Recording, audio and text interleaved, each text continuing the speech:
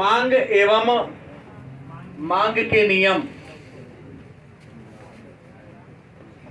कल हम लोगों ने अर्थशास्त्र पाठ 4 जिसका नाम है मांग और मांग के नियम को पढ़ना प्रारंभ किया था। और कल की क्लास में हम लोगों ने जाना था कि मांग, इच्छा और आवश्यकता का मतलब, मांग क्या है, मांग के नियम क्या है और मांग के फलन क्या है। इन 3-4 टॉपिक पर हम लोगों ने परिचर्चा किया था और जाना था। उम्मीद है आप लोगों को समझ में आया भी होगा। आज हम पढ़ेंगे मांग के नियम के निर्धारक तत्व।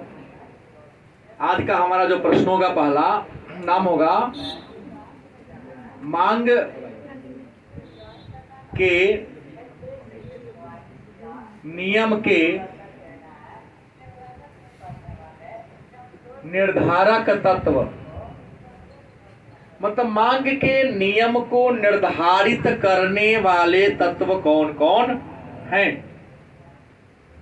तो मांग के नियम को निर्धारित करने वाले अनेक सारे तत्व हैं।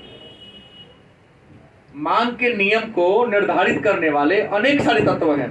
पहला है वस्तु की उपयोगिता। पहला कौन है? वस्तु की उपयोगिता। अब वस्तु की उपयोगिता मतलब वस्तु की उपयोगिता का अर्थ क्या हुआ? तो वस्तु की उपयोगिता का मतलब होता है वस्तु में मानव के आवश्यकता को संतुष्ट करने की क्षमता। सही बात है। वस्तु की उपयोगिता का मतलब क्या हो गया? तो वस्तु की उपयोगिता का मतलब है कि वस्तु में मानव के आवश्यकता को पूरा करने की क्षमता। और याद रखेंगे, किसी वस्तु की मांग उसकी उपयोगिता के द्वारा की जाती है। गलत कि सही? किसी वस्तु की मांग आप किस कारण करते हैं? उपयोगिता के कारण। आपके उपयोगी वस्तु है तो आप डिमांड करते हो। यदि आपके उपयोगी वस्तु नहीं है तो आप उस वस्तु का डिमांड नहीं करते। गलत कि सही? आप छात्र हैं, आपके लिए पुस्तक पेन ज्यादा उपयोगी है, इसलिए आप लोग ज्यादा से ज्यादा कलम और किताब का डिमांड करते हैं। गलत कि सही? लेकिन जो शराबी होगा उसके लिए कलम किताब के बजाय शराब ज्यादा उपयोगी होगा, तो किसका डिमांड करेगा? तो पर किसी वस्तु का डिमांड बड़ा महत्वपूर्ण बात है। वस्तु का मांग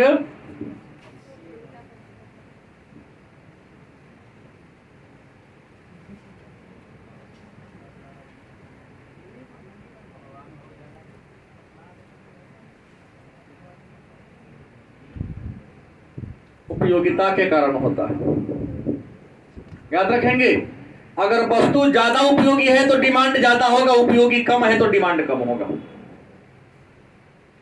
बात समझ में आई? कम उपयोगी वस्तु का डिमांड, ज्यादा उपयोगी वस्तु का। लेकिन सबसे ज्यादा डिमांड चावल गेहूं का है, चीनी का है, सरसों तेल का है या नहीं?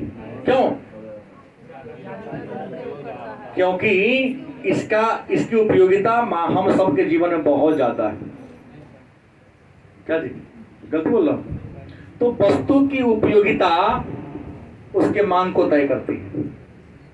कम उपयोगी वस्तु का मांग, ज्यादा उपयोगी वस्तु का मांग ज्यादा होगा। दूसरा, मांग के नियम को प्रभावित करने वाला पहला तत्व क्या हो गया? दूसरा होगा आय स्तर। दूसरा क्या होगा? आय स्तर। हमने पिछले क्लास में चर्चा किया था। किसी उपभोक्ता का डिमांड या मांग 2 बातों पर निर्भर करती है, वस्तु की कीमत और उसकी आय पर। वस्तुनिष्ठ प्रश्न क्लास में ही याद करें, यही सोच करके क्लास को मैंने सामने रखा है। गारंटी है सुबह में होता तो तो आप ऐसे नहीं समझ पाते। हाँ, परेशानी तो हो रही है कि दूसरी बार आपको आना पड़ रहा है, लेकिन कहीं ना कहीं आपके लिए फायदेमंद भी है। किसी आय स्तर, मतलब एक उपभोक्ता का मांग आय स्तर पर भी निर्धारित होता है। आय कम होगी तो डिमांड कम होगा, आय ज्यादा होगी तो डिमांड गलत सही।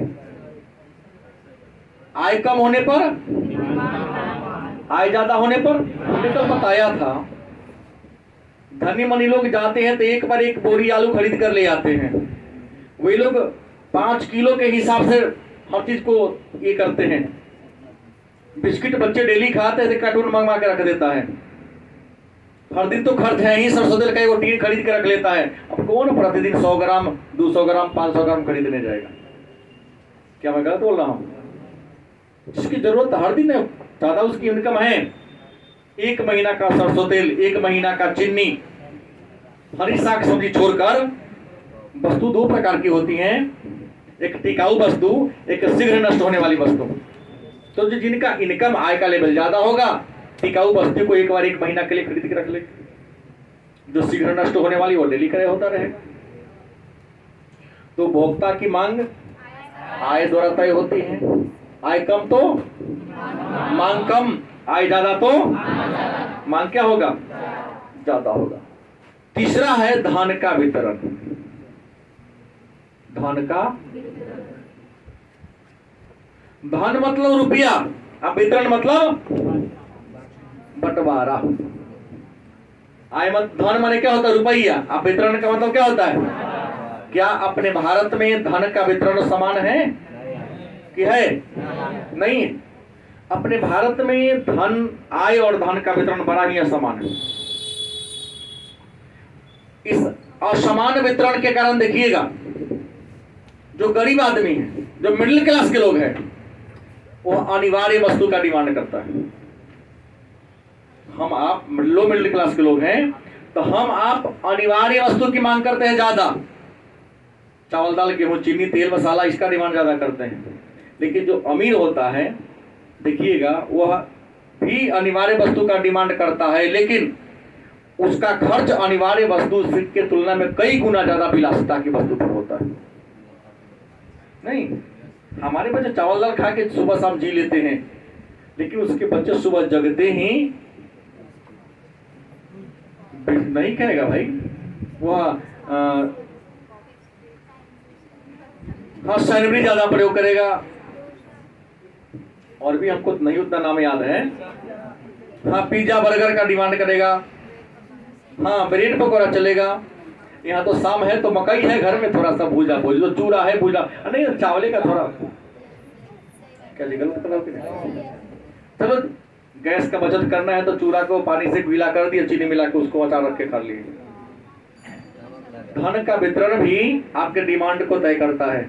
मैंने कहा ना, गरीब आदमी केवल अनिवार्य वस्तु का डिमांड करता है, लेकिन जो धनी लोग होते हैं वह विलासिता की वस्तु का डिमांड करते हैं। हम लोग जाते हैं तो आम खरीदते हैं तो साइज छोड़ देते हैं कि बच्चा ये नहीं समझता कि पापा अमीर है कि पापा गरीब है, पापा कहाँ से पैसे लाते, उसको समोसे चाहिए, पूरा आम चाहिए, काट के ना खाएगा। और जो पैसे वाले हो नहीं, अरे आम है तो बराबर खाई दीजिए भाई। हम लोग सोचते हैं कि 1 किलो में 5 गोचर है, सोचता कि नहीं 1 किलो में 2 गोचर है, क्योंकि बड़ा होगा तब 8 ही कम होगा। नहीं, यहाँ सोच दूसरा होता है। अकेले खाने की बात नहीं हो रही, वहाँ निर्भर उसके अंदर जो गुठली है उसकी बात हो रही है। साइज छोटा छोटा लेके 5 तो 5 गुठली निकल गया ना, तो 5 गुठली भी मिला जोलोगे तो कम से कम 250 ग्राम 300 ग्राम तो निकल गया। आम का साइज बड़ा होगा, गुठली का साइज छोटा होगा। बातें कई होती है, आपके सोचने का नजरिया अलग है, मेरे सोचने का नजरिया अलग है। गलत बोला हूं? तीसरा, वस्तु की कीमत, सॉरी चौथा, वस्तु की कीमत। हमने पहले ही कह दिया, आय वाला में कीमत कम होगी डिमांड क्या होगा? कीमत ज्यादा होगा डिमांड। मतलब एक प्रश्न यहां निकल गया, और कीमत कम होगी तो डिमांड, कीमत ज्यादा होगा तो डिमांड क्या होगा? तो मैं पूछना चाहूंगा, तुम ही खड़ी हो, सीनियर है थोड़ा सा, आप हमको ये बताएंगे कि वस्तु की कीमत और वस्तु के मांग में कैसा संबंध है? रिलेशन, धनात्मक या ऋणात्मक? ऑप्शन दे दिया मैंने। सिट डाउन, तू करियो। वस्तु की कीमत और वस्तु के डिमांड में, हाँ, ऋणात्मक संबंध है, विपरीत संबंध है, उल्टा संबंध है। अभी तो बोला हूं, कीमत कम, सिट डाउन, कीमत कम तो डिमांड, कीमत ज्यादा तो डिमांड, उल्टा ना हो रहा है। इसको धनात्मक कैसे कह देंगे? ऋणात्मक संबंध होगा ना। तो वस्तु की कीमत भी मांग को प्रभावित करती है। कीमत ज्यादा होगा तो मांग कम होगा, और कीमत कम होगा तो ऐसे ही। इसके अलावा पांचवा है संबंधित वस्तु की कीमत। संबंधित वस्तु की कीमत मांग को प्रभावित करने वाला एक कारक है संबंधित वस्तु की कीमत। अब कहोगे सर संबंधित वस्तु का मतलब तो बुझे नहीं किए, तो आपको बता दे संबंधित वस्तु दो प्रकार की होती है। संबंधित वस्तु कितने प्रकार की होती है? संबंधित वस्तु दो प्रकार की होती है। पहला होता है स्थानापन्न वस्तु और दूसरा होता है पूरक वस्तु।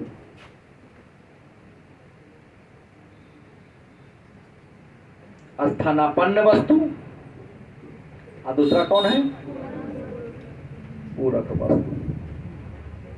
पहला कौन है? स्थानापन्न वस्तु और दूसरा कौन है? तो प्रश्न ये आया कि स्थानापन्न वस्तु किसे कहते हैं? स्थानापन्न वस्तु किसे कहते हैं? तो स्थानापन्न वस्तु उस वस्तु को कहते हैं जिसका प्रयोग एक दूसरे के बदले में समान आवश्यकता को पूरा करने के लिए किया जाए। जब समान आवश्यकता को, समान जरूरत को पूरा करने के लिए एक वस्तु के जगह पर दूसरी वस्तु का क्या कर लिया जाए, उसे क्या कहेंगे हम? स्थानापन्न वस्तु। जैसे चीनी के जगह मीठा का प्रयोग कर लेना, चाय के जगह पर कॉफी का प्रयोग कर लेना, तो चाय का स्थानापन्न क्या होगा? चीनी का स्थानापन्न क्या होगा? याद रखिएगा। तो संबंधित वस्तु की कीमत स्थानापन्न में क्या होगा? चाय का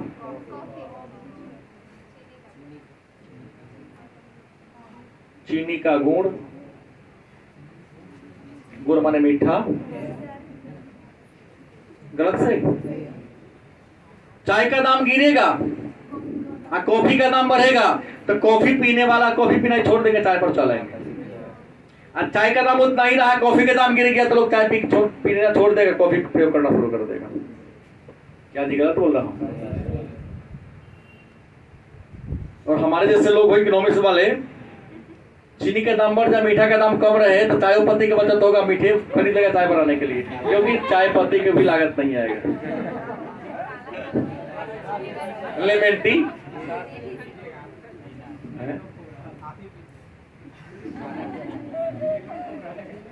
मीठो रहेगा, रंग चाय लेकर पकड़ लेगा ना।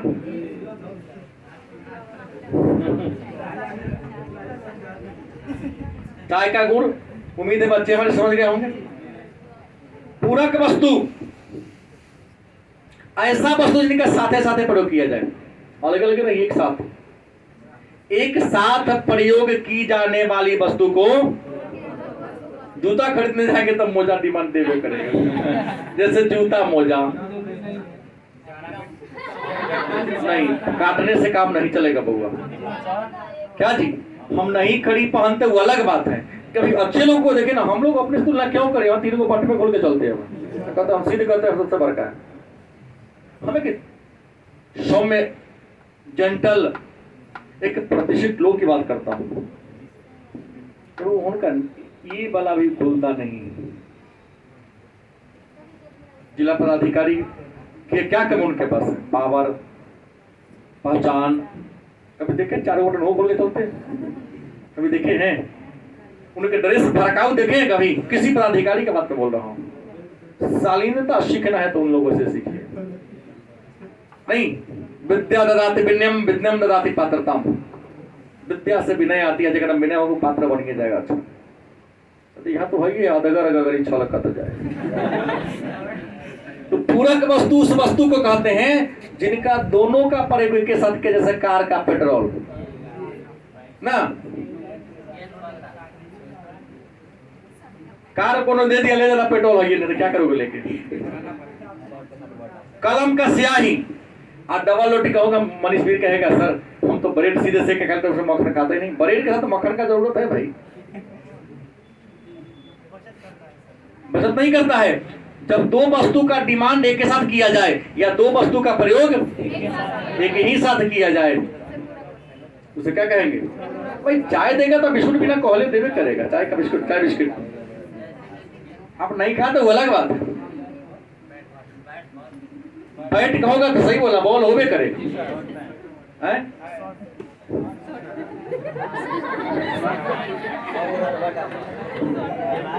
छठा है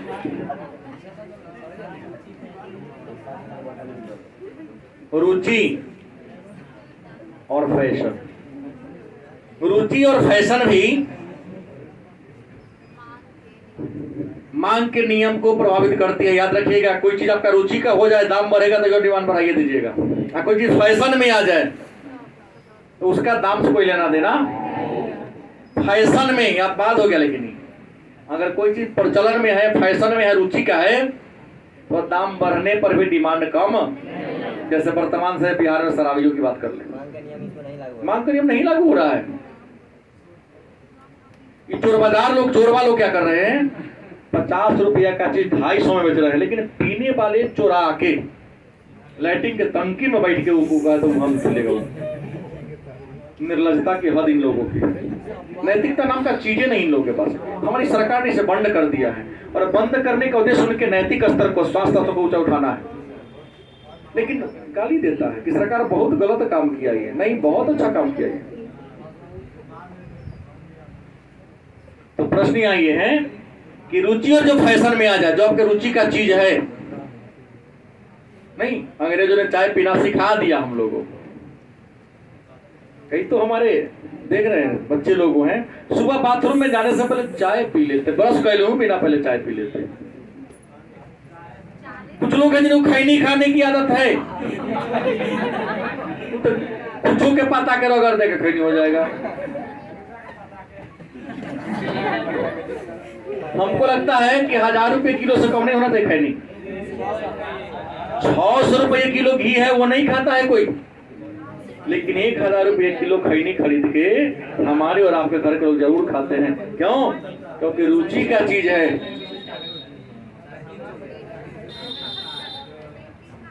और 7वां है मांग के नियम को प्रभावित करने वाले कारक, भविष्य में कीमत परिवर्तन की आशा।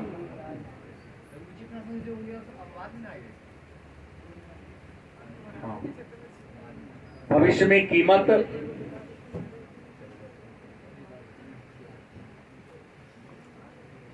अपवाद है, लेकिन हमको यह नियम को निर्धारित तत्व न बताना है। यह तो अपवाद दोनों तो लेके चलना पड़ेगा ना। भविष्य में यदि किसी वस्तु का कीमत बढ़ने वाला है तो मांग बढ़ने, मूल्य बढ़ने पर भी डिमांड बढ़ेगा। भविष्य में यदि किसी वस्तु का कीमत क्या होने वाला है, बढ़ने वाला है, तो दाम बढ़ेगा तो आप डिमांड घटाओगे कि बढ़ाओगे? बढ़ा देंगे। जैसे आज 20 रुपये आलू बिक रहा है, आपको पता चल जाए कि 1 महीना के बाद 50 रुपये आलू हो जाएगा। 2.5 किलो खरीदने गए हैं, 15 किलो खरीद के लेके चला जाएगा, दाम बढ़ने वाला है। प्रश्न को ऐसे चेंज करके आपसे पूछ, तो मांग के निर्धारक तत्व कौन कौन है जान के? नया टॉपिक आता है कि मांग तालिका, जो हमने कहा थी मांग के नियम को यदि तालिका के रूप में प्रदर्शित कर दिया तो मांग की तालिका कहते हैं। मांग तालिका क्या है?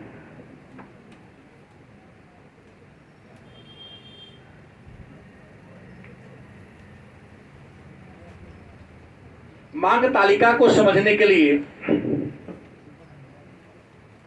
आप ये जानिए कि मांग के नियम को किस रूप में, तालिका के रूप में दर्शा दिया जाए तो उसे क्या कहेंगे?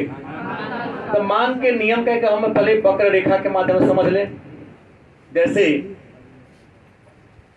आप देखिए, यहाँ y एक्सिस है, यहाँ पर एक एक्सिस है, ये O है।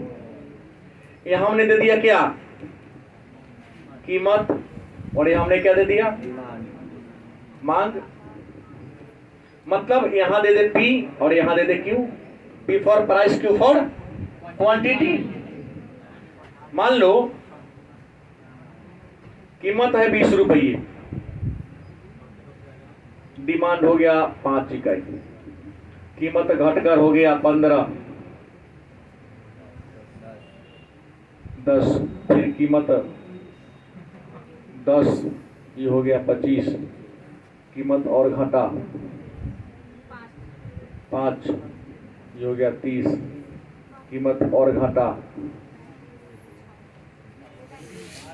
जो भी दे दो, हम दे सकते हैं, अपने मन की बात है, इसको दे सकते हैं, यहाँ 50 कर सकते हैं।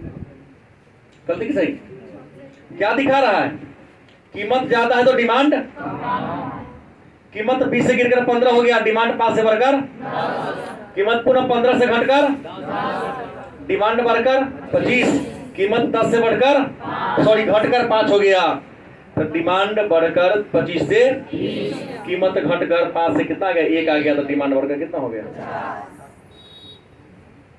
क्या जी। ये वो रेखा से मिलाना दो इसको,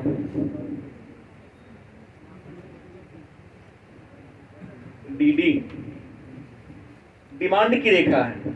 कौन रेखा है, DD मतलब डिमांड की रेखा है। और डिमांड की रेखा कौन हाथ है, ये हाथ कौन हो गया, बायां से ऊपर से भाई। अभी प्रश्न आएगा 2 नंबर का कि मांग की वक्र की ढाल ऋणात्मक होती है क्यों, प्रश्न आ सकता है भाई। मांग वक्र की ढाल ऋणात्मक होती है, या मांग वक्र की ढाल ऊपर से, मांग वक्र की ढाल ऊपर से नीचे होती है क्यों, या मांग वक्र की ढाल ऋणात्मक होती है क्यों, या मांग वक्र की ढाल बाएं से दाहिने नीचे की ओर गिरती है, ये क्या उत्तर होगा। इसके पीछे कारण है अधिक कीमत पर कम मांग और कम कीमत पर ज्यादा मांग। यही कारण है कि मांग वक्र की ढाल ऋणात्मक प्रकृति की होती है, या ऊपर से नीचे गिरती है, या बाएं से। क्या गलत है, कि समझ नहीं आया, दोबारा प्रश्न है, अगर आपसे पूछा जाए मांग वक्र की ढाल ऋणात्मक क्यों, या यूं कहें ऊपर से नीचे क्यों, या बाएं से दाएं क्यों। 3 तरीका से प्रश्नों का उत्तर एक होगा कि मांग वक्र की ढाल ऋणात्मक होने का मूल कारण यह है, या मांग वक्र के ढाल को ऊपर से नीचे गिरने का कारण यह है, या मांग वक्र के ढाल का बाएं से दाएं नीचे की ओर आने का कारण यह है कि ऊंची कीमत ज्यादा होने पर डिमांड कम होता है, और कीमत कम होने पर डिमांड। इमामुद्दीन अभी भी नहीं समझ में आया।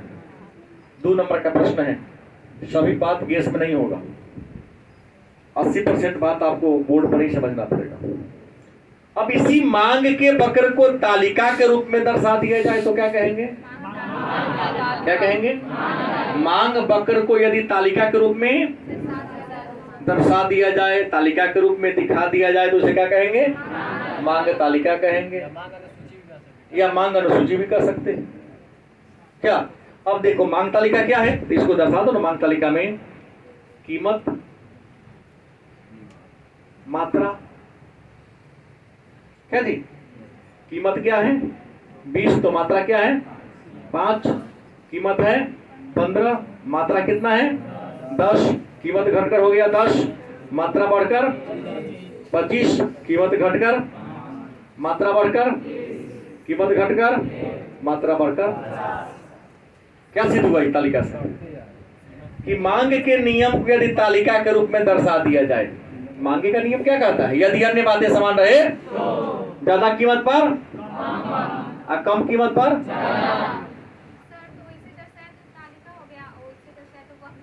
और रेखा चित्र हो गया ये।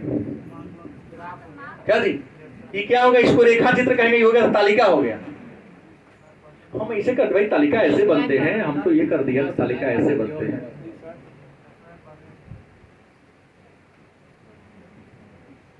अब इतना सोचता हूँ कि टाइम बचा दे आप लोगों का, कुछ आगे बढ़ जाए सिलेबस। हम तो यही सोच के किए हैं। अब तालिका नजर आता है, थोड़ा डिजाइनिंग हो गया। बता तो वही तो हम कुछ कहा किए, ठीक है, बाउंड्री लाइन के अंदर हम इसको कर दिए। आगे चलो। अब सवाल है, तो मांग तालिका के प्रकार कितने हैं? ये जो मांग तालिका है कितने प्रकार है? तो मांग तालिका के 2 प्रकार है। कितने प्रकार हैं? 2 प्रकार है। गलत सही? एक है व्यक्तिगत मांग तालिका, व्यक्तिगत मांग तालिका, और दूसरा कौन है?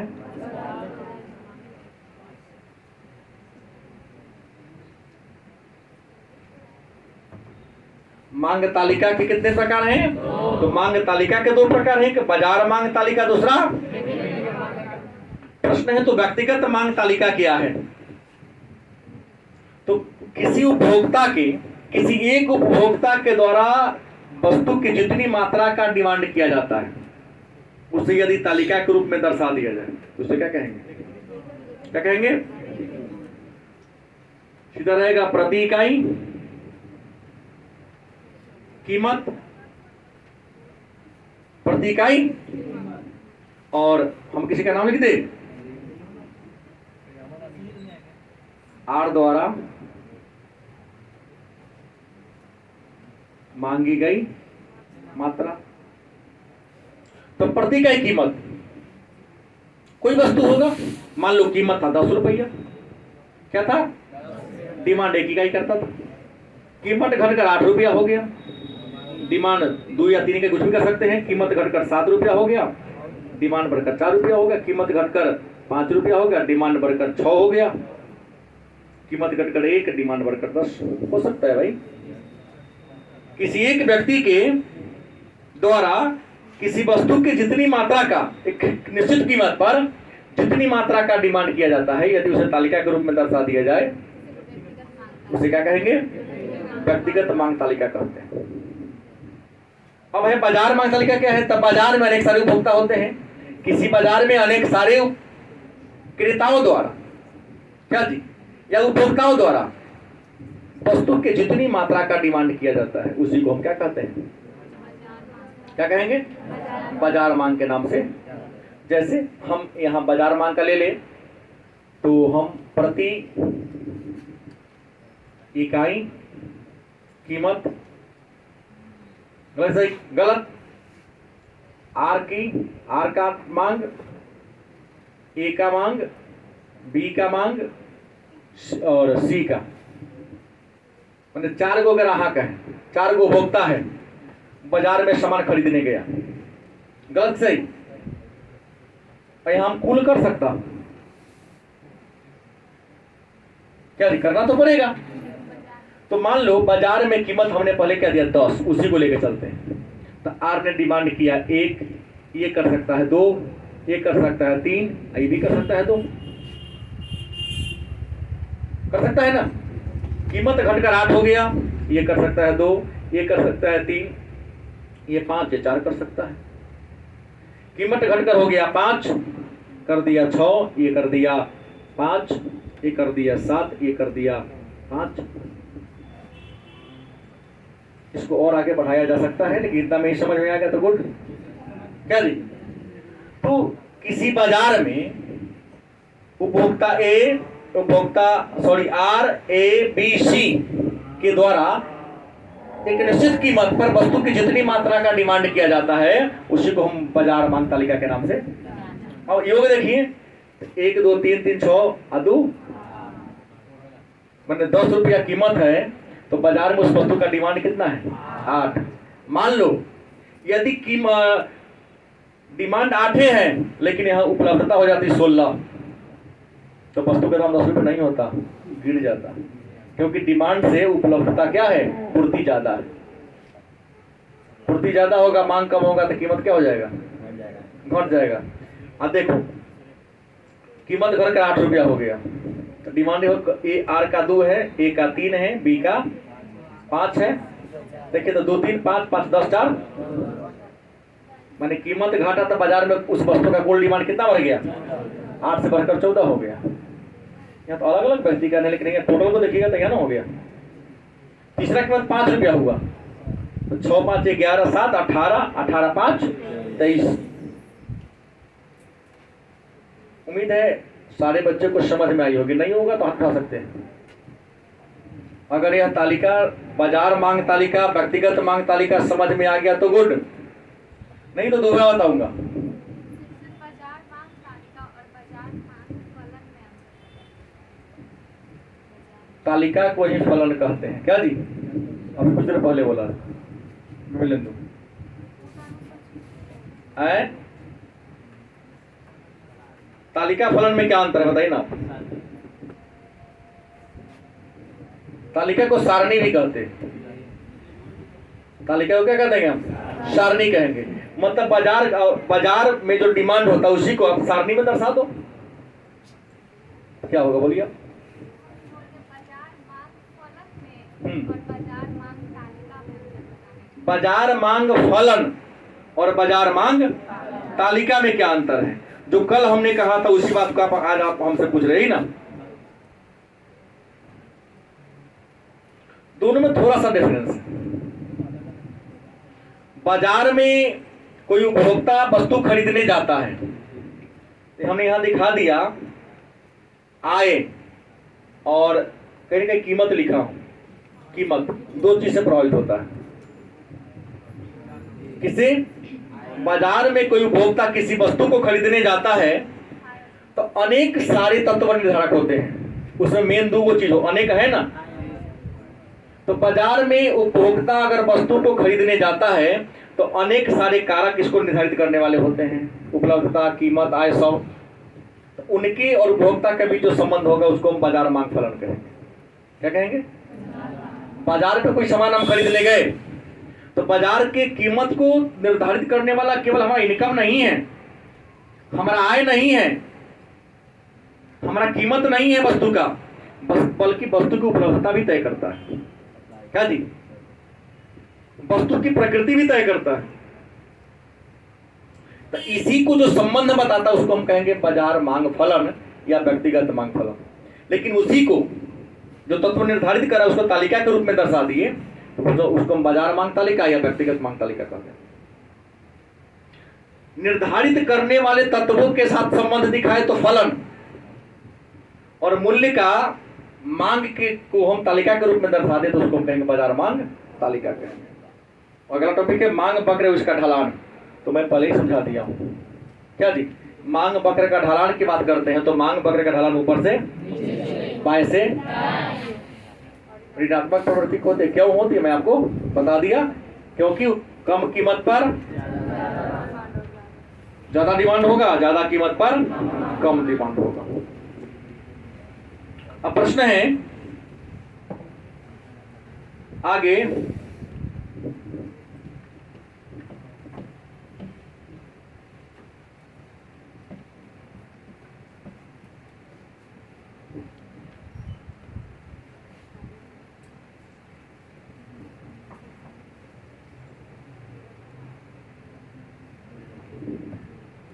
आगे की टॉपिक पर यदि चर्चा कर लिया जाए तो मांग के प्रकार की बात करता है।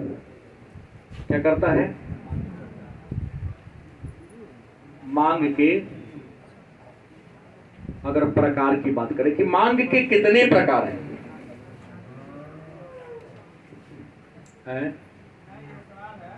हाँ बोलिए।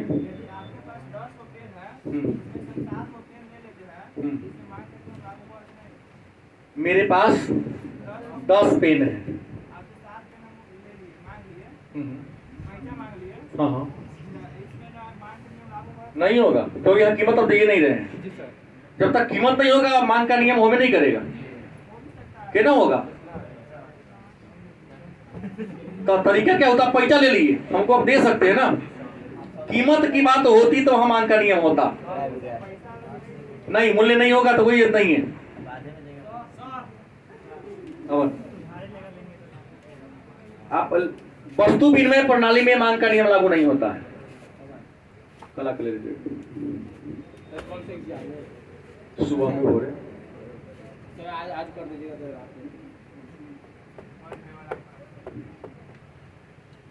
थोड़ा सा देखिए, क्लास में लाइव क्लास चल रहा है, समझ नहीं रहे बात को। ठीक है, पार्ट 2 का एग्जाम चल रहा है।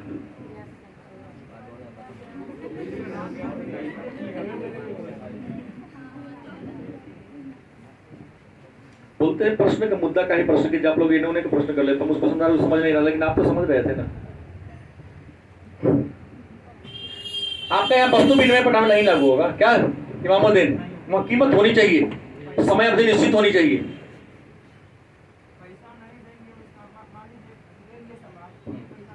क्या है मांग का नियम का कौन मतलब हो गया?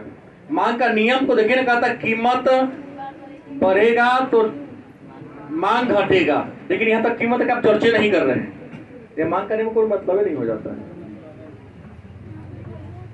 आपका इसमें कोई राय है? क्वेश्चन से आंसर हमारे सिद्धांत के अनुसार प्रश्न का कोई मेल मिलाप नहीं हो रहा, इसलिए ये नियम मैं नहीं लूंगा, मेरे अनुसार नहीं चलेगा। कम से कम मैंने तो ये हो गया, कम से कम क्या है, प्राइस ही मांग के नियम में मूल्य बात है। आप लोग कहे तो आगे बढ़ूं, मांग के नियम के प्रकार की बात कर ले कि मांग के नियम के प्रकार कितने। तो मांग के नियम की प्रकार की बात करते हैं तो मांग के प्रकार में 4 भागों में बांट दिया है विद्वानों ने। मांग के नियम को कितने भागों में बांट दिया है? मांग को कितने भागों में बांट दिया है? मांग के कितने प्रकार हैं? 4 प्रकार हैं। पहला कीमत मांग। क्या है? कीमत मांग। दूसरा है आय मांग। दूसरा क्या है? आय मांग। तीसरा तिरछी मांग है।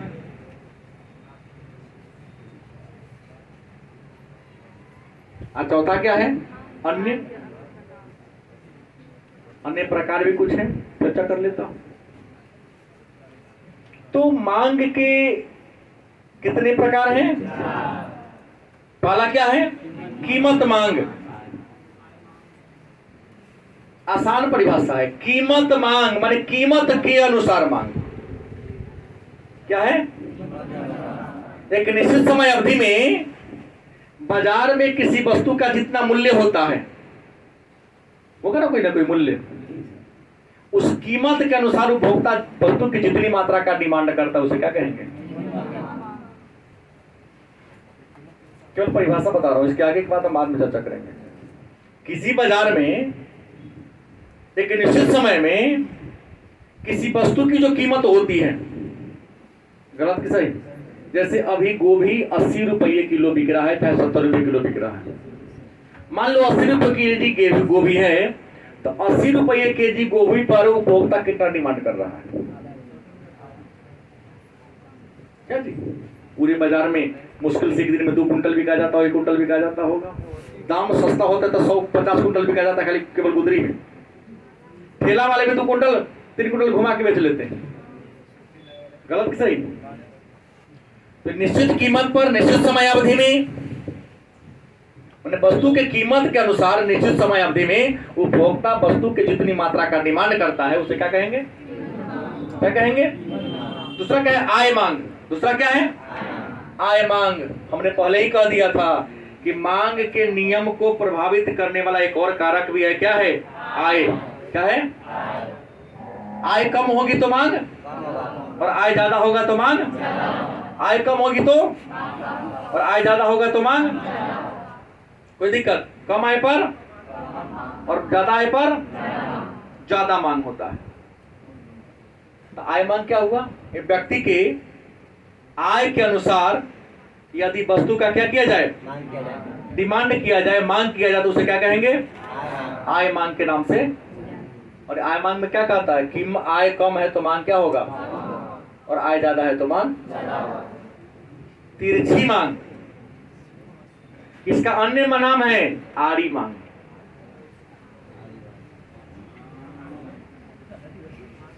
तिरछी मांग या आड़ी मांग।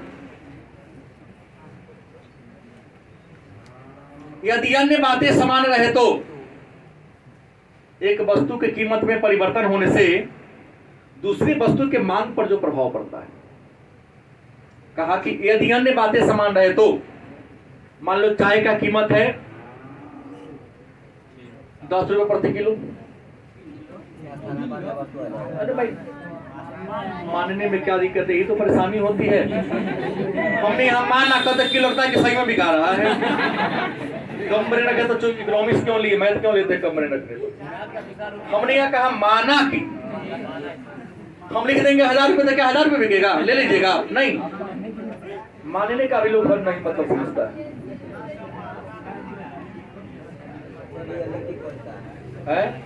रियलिटी खोजता तो अपन विद्यार्थी कहाँ विद्यार्थी वाला लेके हुआ है। तुम जिस चीज के लिए मेरे पास आए हो, गांव छोड़ के शहर में आए हो, उस रियलिटी पर हो तुम लोग। मैं तो मान के चल रहा हूँ, नहीं चलेगा, कोई प्रश्न नहीं चलेगा। यहाँ माना कि हम कल्पना करके हम आपको दिखाने का प्रयास करता हूँ। तिरछी मांग क्या है या तिरछी मांग क्या है, इसका आड़ी मांग क्या है। ताड़िया मांग कहता है कि अन्य बातें समान रहे तो एक वस्तु की कीमत में परिवर्तन हुआ और वाई पर क्या फर्क पड़ रहा है। हाँ वही बात है। तो पहले स्थानापन्न ने तो मैं पहले बताया था, तो यहाँ तो रियलिटी के चल रहा है सब, क्या समझ में आएगा। यदि अन्य बातें समान रहे तो एक वस्तु की कीमत में परिवर्तन हुआ, घट भी हो सकता है, बढ़ भी हो सकता है, उससे मिलता जुलता वाई वस्तु कोई है। तो नियम है कि वस्तु का दाम अगर घटेगा तो लोग वाई का प्रयोग करना छोड़ देगा, एक्स का अगर बढ़ जाएगा तो एक्स को छोड़ देगा, वाई का प्रयोग करेगा। तो ऐसे मांग को क्या कहेंगे, या समझ में आया। और मांग के कुछ अन्य प्रकार भी है। तो अन्य प्रकार में आता है एक में संयुक्त मांग। क्या आता है, हम कहोगे सर संयुक्त मांग क्या है। तो जब दो वस्तु का डिमांड एक के साथ किया जाए, दो ऐसा वस्तु है जिसका योग का मांग करोगे तुम्हारा अपने मांग उत्पन्न हो जाएगा। नहीं, होटल में कहेगा दो समोसा लाओ तो गिलास में पानी जरूर दे देगा, बिना काले चटनी दे देगा। ये कहना होता है कि चटनी दीजिए, हाँ सस्ता रहता है तो प्याज भी दे देगा। प्रश्न ये है, जब दो वस्तु की मांग एक साथ किया जाए तो उसे क्या कहेंगे, जूता मोजा, बैट बॉल, कार पेट्रोल, क्या जी, कलम कॉपी नहीं, वहां नहीं चलेगा, मिलता जुलता हो गया ना। संयुक्त मांग समझ गए, 2 नंबर के प्रश्न आ सकता है। दूसरा है व्युत्पन्न मांग।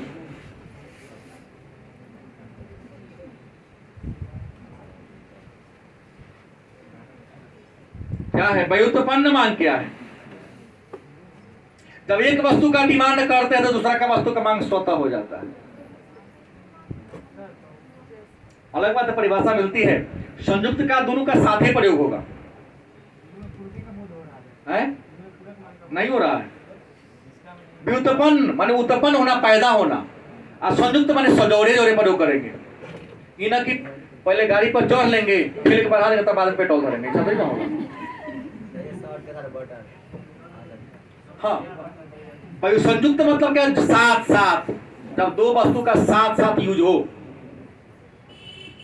कि बिना बॉल के बैठ खेल चल जावा खेले, चल क्रिकेट खेले, दोनों जोड़े लेने जाना पड़ेगा। हाँ, व्युत्पन्न मतलब डिमांड की एक ही चीज का, लेकिन बिना कहले दूसरा का चीज का डिमांड उत्पन्न हो जा रहा है, पैदा हो जा रहा है। हाँ उल्टा जा सकता है। व्युत्पन्न का मतलब तो उत्पन्न होना, पैदा होना, क्रिएट होना। तो कहता है जब एक ही वस्तु की मांग से दूसरी वस्तु का मांग स्वतः उत्पन्न हो जाए। जैसे जाते हो जूता लाइए तो मोजा लीजिएगा सर, पूछता है जरूर, एक शॉर्ट दिखा देगा सर, जींस देखिए ना, नहीं लेना, लेकिन जिस प्रेशर देता है वो, आप ले या न ले। तो समोसा दे दीजिए, दुकानदार पर चटनी खट्टा रखे कि मीठा रख दे। क्या गलत है उदाहरण? नहीं समझे वो अलग बात है, पूछिएगा तो बताऊंगा मैं। जब एक वस्तु का हम डिमांड कर रहे हैं और उसके साथ दूसरे वस्तु का डिमांड अपने आप हो जाए तो क्या कहेंगे हम? व्युत्पन्न मांग। और तीसरा है सामूहिक मांग। क्या है? सामूहिक मांग। क्या है सामूहिक मांग? तो जब दो या दो से अधिक वस्तु, कहता है कि जब एक वस्तु दो या दो से अधिक कार्यों में प्रयोग हो, सामूहिक मांग।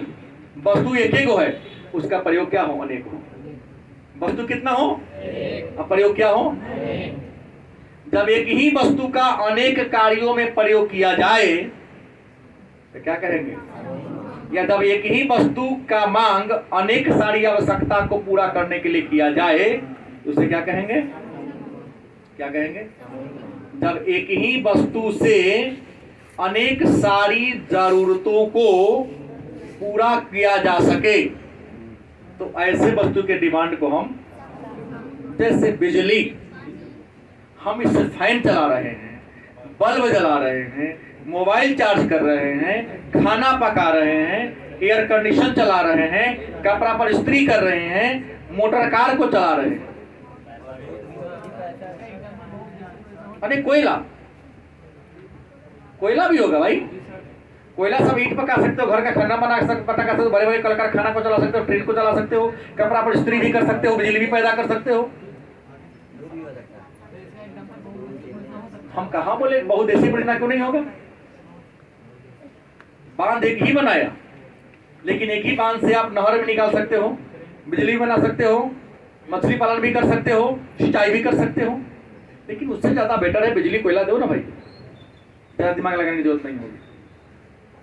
तो उम्मीद है कि मांग के प्रकार आप लोग क्या होंगे? समझ गए होंगे कि ना समझे? तो समझ गए तो मांग के प्रकार समझ के इससे जुड़ा हुआ और भी बहुत सारा प्रश्न आता है, इसके बारे में चर्चा हम लोग कल की क्लास में